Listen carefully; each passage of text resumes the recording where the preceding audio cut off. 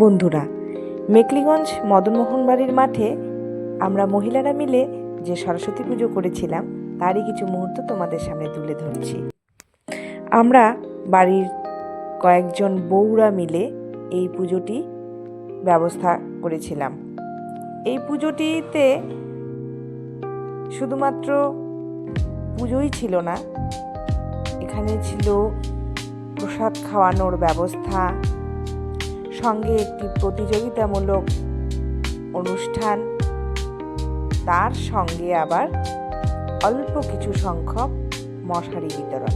সব মিলিয়ে খুব একটা ছোট ব্যাপার কিন্তু ছিল না, অনেকটাই বড় ব্যাপার।